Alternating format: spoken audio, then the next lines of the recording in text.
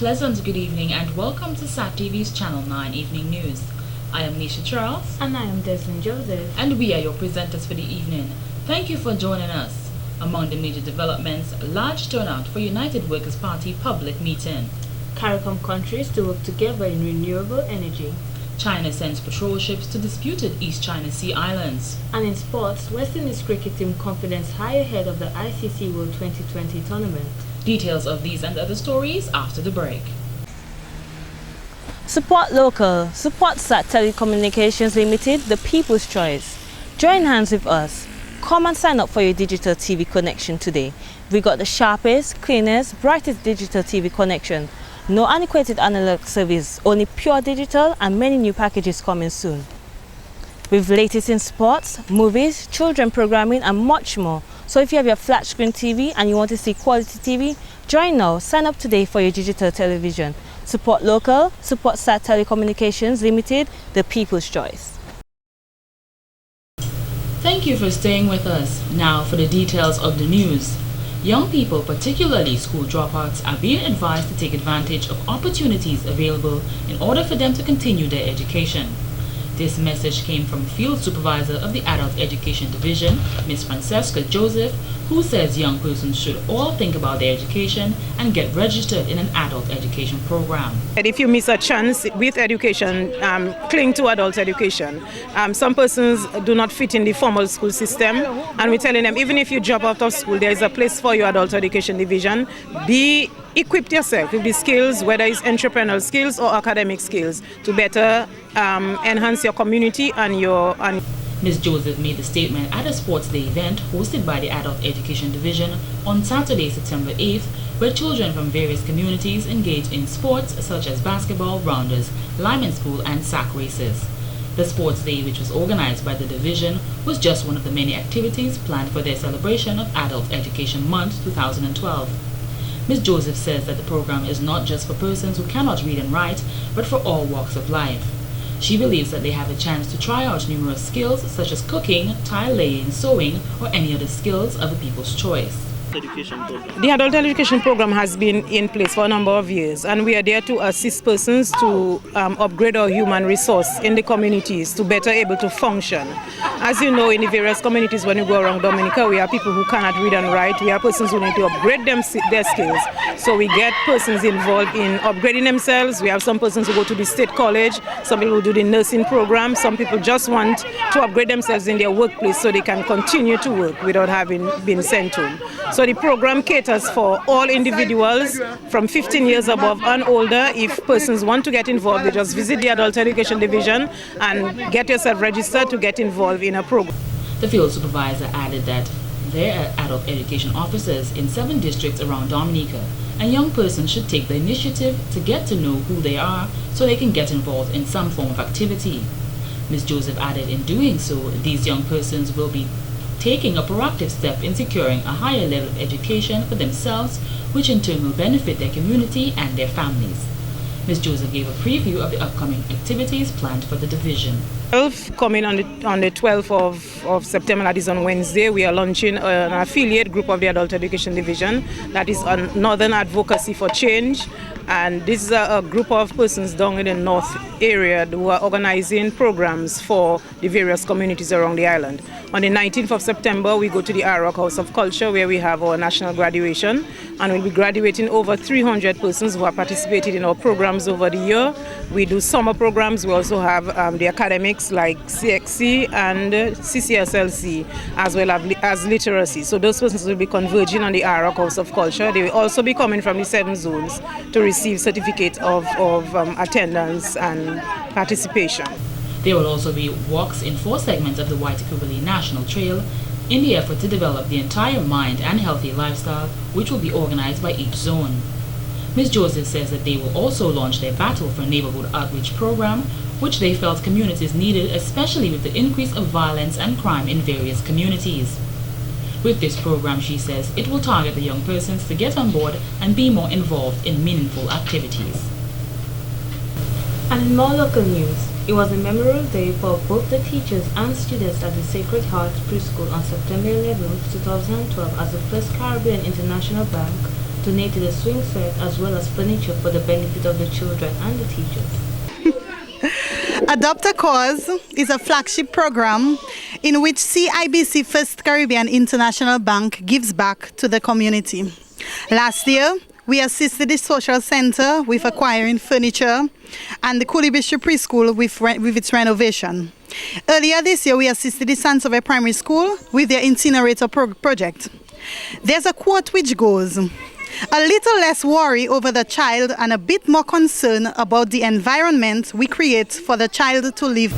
FCIB representative Ms. Joyce Stott says this is not the first time that the bank has taken part in activities such as this. In addition, she mentioned that this is always a proud moment for FCIB as they believe in giving back to the community.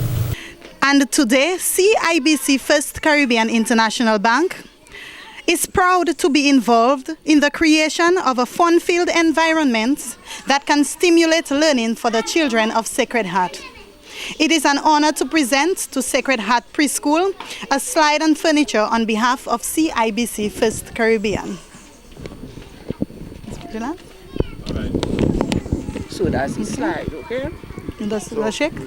Yes. Oh, yeah. Okay. Principal Miss Linda Joseph believes in the saying, give and to come back to you, and she expressed this very well today during the donation activity.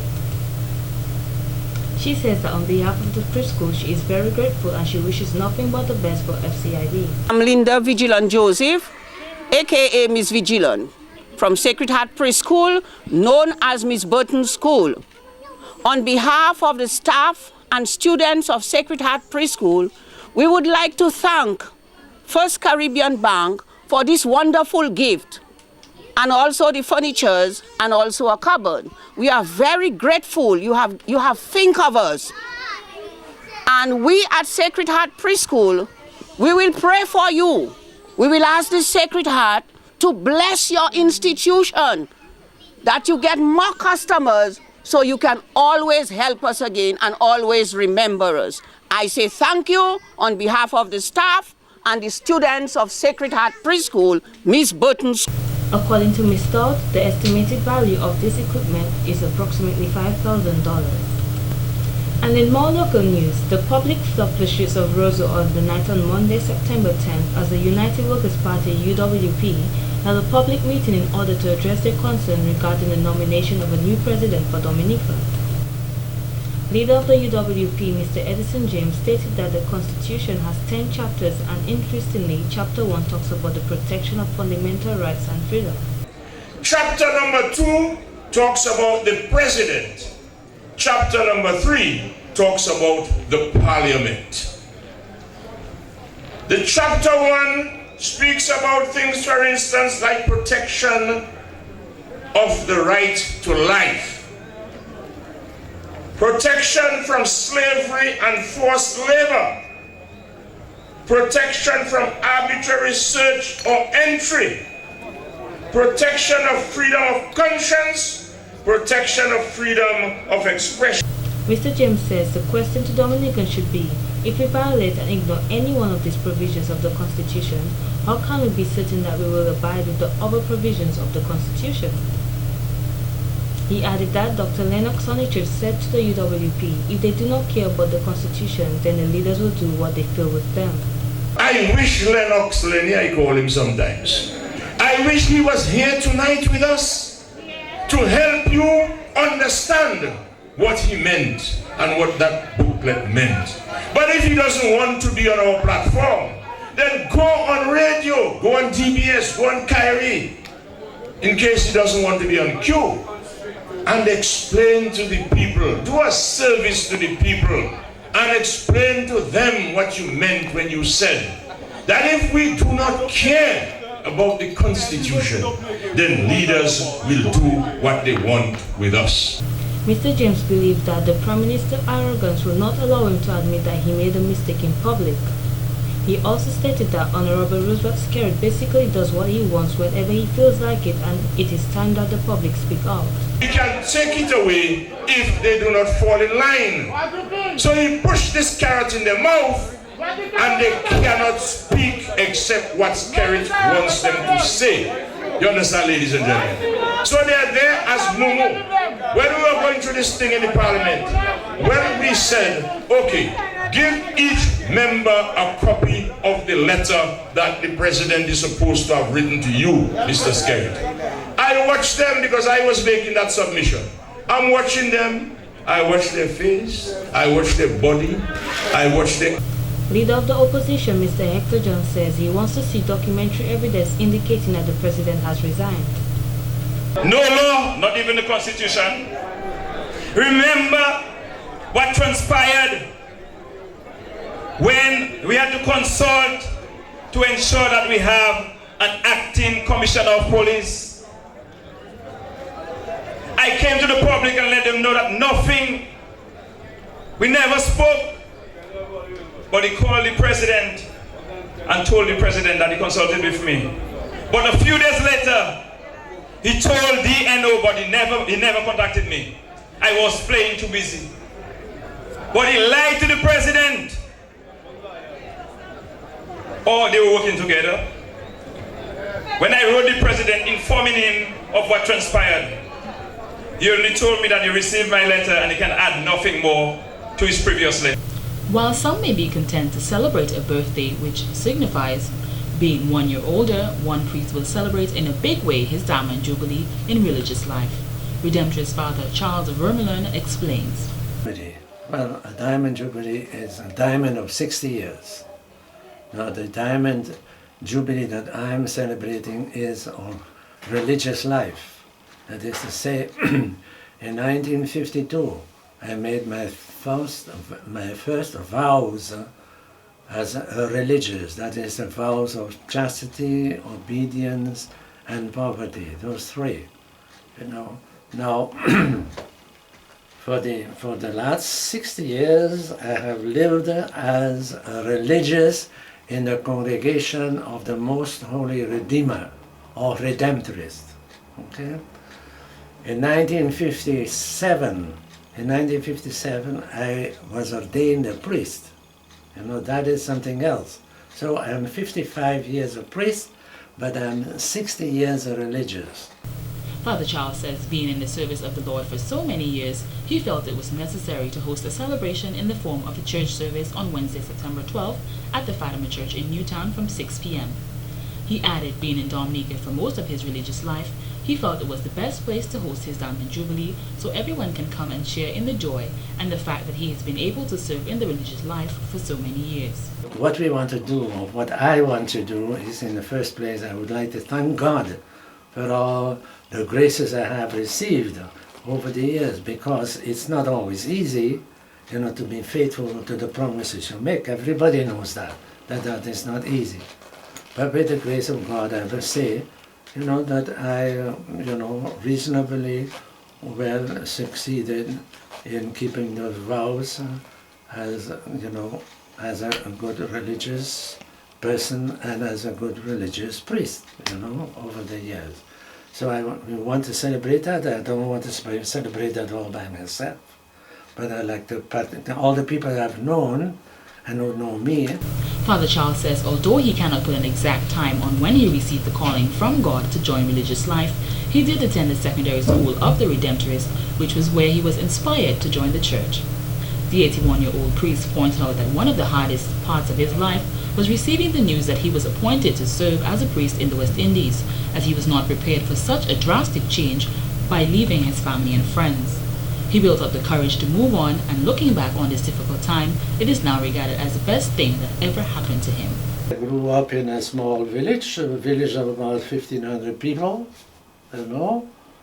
There was one church in the center of the village. Everybody knew everybody. We were farmers at home. You know, I used to work on the farm like anybody else. When I was home from holidays, I used to do the chores that were necessary on the farm. So I know a lot about farm life, you know, and I bless the Lord that I grew up on a farm, because I learned. Growing up in a family of 16 children, it was difficult for him, especially as he never knew his father, who died while he was only 1 year old. However, his family, being strong Catholics, stuck together to make it through the hardship.